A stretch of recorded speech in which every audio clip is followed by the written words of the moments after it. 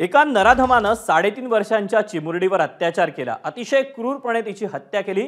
आरोपीला फाशीची मागणी करत मालेगावात आज निषेध आणि आक्रोश मोर्चा काढण्यात आला। सर्व मोर्चा शांततेत पार पडला, पण शेवटी मोर्चेकऱ्यांच्या भावनांचा उद्रेक झाला। परिस्थिती आटोक्यात आणण्यासाठी पोलिसांना सौम्य लाठीमार करावा लागला। खटला फास्ट ट्रॅकवर चालवू आणि आरोपीला फाशीपर्यंत पोहोचवू अशी ग्वाही मंत्र्यांनी दिली। पाहुयात मालेगावमधला हा आक्रोश।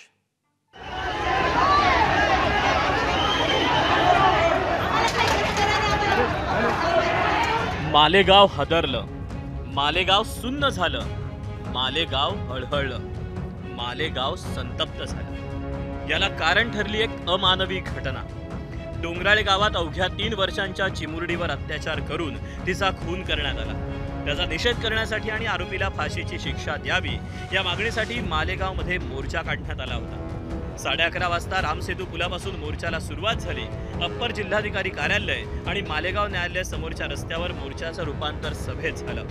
तिथे तनिषा आहेर या मुलीनं आपली भावना मोर्चेकऱ्याची खदखद मांडली।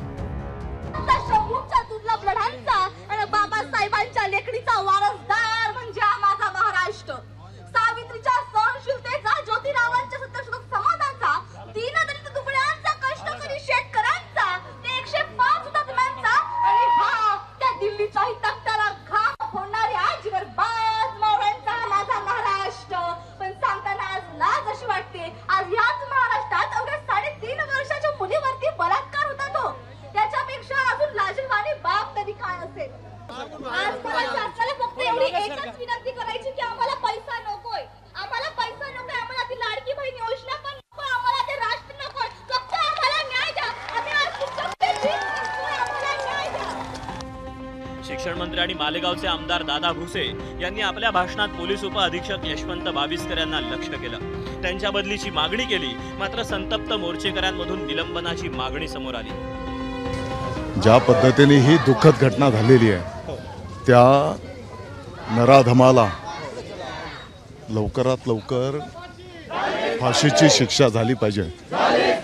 या सर्व भावना संपूर्ण महाराष्ट्राच्या आहेत।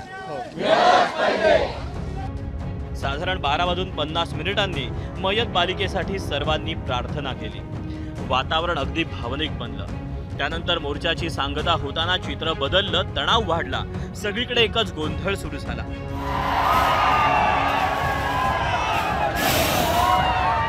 आरोपीला आमच्या ताब्यात द्या, आम्हीच त्याला शिक्षा देऊ अशी मागणी आंदोलकांनी केली। न्यायालयाचं गेट तोडण्याचा प्रयत्न केला गेला। पोलिसांनी संतप्त महिला आंदोलकांची समजूत काढण्याचा प्रयत्न केला। अखेर परिस्थिती नियंत्रणात आणण्यासाठी पोलिसांना सौम्य लाठीमार करावा लागला। दरम्यानच्या काळामध्ये जमावामध्ये असा गैरसमज झाला की आरोपीला कोर्टाच्या न्यायालयाच्या आवारात आणल्याने कोर्टात हजर करणार आहे। त्यामुळे त्यापैकी जमावातील काही लोक ते न्यायालयामध्ये आरोपीला पकडण्यासाठी गेले आणि त्यामुळे त्या ठिकाणी थोडासा गोंधळ निर्माण झाला। आरोपीला 17 तारखेला पेट्रोलच्या दिवशीच अटक करण्यात आली आहे। तपास अतिशय चांगल्या रीतीने चालू आहे आणि मला खात्री आहे की आम्ही लवकरात लवकर त्या केसचा चार्जशीट करू आणि फास्ट ट्रॅक कोर्टामध्ये हा केस चालवण्याचा आम्ही प्रयत्न करू। संपूर्ण मोर्चा शांततेत पार पडला असताना अचानक मोर्चानं उग्र रूप का धारण केलं असा प्रश्न निमित्तानं उपस्थित होतोय। एक गृहमंत्री म्हणून देवेंद्र फडणवीसांचं अपयश असल्याची टीका काँग्रेसनं केली। पूर्ण वेळ महाराष्ट्राला गृहमंत्री नसल्यामुळे ही शेवटार कोणत्याही प्रकरण जात नाही। संपदा मुंडेच्या प्रकरणामध्ये कसं थंड केलं गेलं हे आपण बघितलं। तिचा परिवार, तिचं कुटुंब अजूनही न्यायाची दाद मागत आहेत। ते प्रकरण असेल, स्वारगेट पुणे या ठिकाणचं झालेलं बलात्काराचं प्रकरण असेल, रावेर या ठिकाणी केंद्रीय राज्यमंत्र्यांच्या घरातील महिलेला छेडखाडीचं प्रकरण असेल, या सर्वांची गोळाबेरीज ही आहे की कायदा व सुव्यवस्थेची लक्तरं ही वेशीवर टांगल्या गेलेली आहे आणि महाराष्ट्रात पूर्ण वेळ गृहमंत्री नसल्यामुळे गृह विभाग हा मोकाट सुटला। अफवा पसरल्यानं मोर्चेकरी आक्रमक झाले अशी माहिती मंत्री गिरीश महाजन यांनी दिली। तर मुख्यमंत्र्यांनी फास्ट ट्रॅक कोर्टात केस चालवण्याला मान्यता दिल्याचं संध्याकाळी दादा भुसेंनी सांगितलं। आज मालेगावला मोर्चा निघाला होता आणि त्यानंतर काहीतरी अफवा आली की त्या आरोपीला पुन्हा कोर्टात आणलेला आहे। त्यामुळे सगळ्या आमच्या विशेष करून आमच्या भगिनी मोठ्या संख्येवर त्या ठिकाणी त्या चिडल्यात, लोकही चिडलेत। त्यांची मागणी की याला खरं म्हणजे चौकात आणूनच ठार मारा आणि त्यांनी कामं जसं केलेलं आहे, कृत्य जसं केलेलं आहे, इतकं खालच्या प्रतीचं काम त्यांनी केलेलं आहे, लेवलचं काम केलेलं आहे की त्याला माफी नाहीच आहे। पण कायदा तसा परवानगी देत नाही. त्याला नियमानुसार कोर्टामध्ये हिअरिंग होईल, केस चालेल, त्याला फाशी होईल, या बाबतीत कोणाची मला शंका नाही. सामान्य जनतेच्या मनामध्ये ज्या पद्धतीने आज तीव्र भावना आहेत, रोष आहे, मला वाटतं की कदाचित असं केल्यामुळे त्या ठिकाणी आणखी तीव्र भावना झाल्या असत्या. आम्ही सर्व जनतेला त्या ठिकाणी समजून सांगायचा प्रयत्न केलेला आहे की बाबा फास्ट ट्रॅकने ही केस चालेल. वरिष्ठ माननीय न्यायमूर्ती, माननीय कायदेतज्ञ त्या ठिकाणी शासनाच्या वतीने दिले जातील.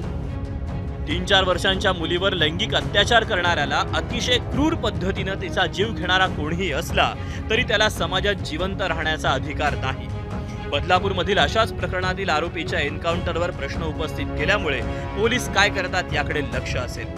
सरकार या आरोपीला फाशीपर्यंत पोहोचवेल अशी अपेक्षा आणि महिलांचा मुलींचा बळी घेणारी विकृत कीड समाजातून कमी होईल ही आशा. संदीप जेजूरकरसह मुकुल कुलकर्णी, एबीपी माझा, मालेगाव. एबीपी माझा, उघडा डोळे बघा नीट.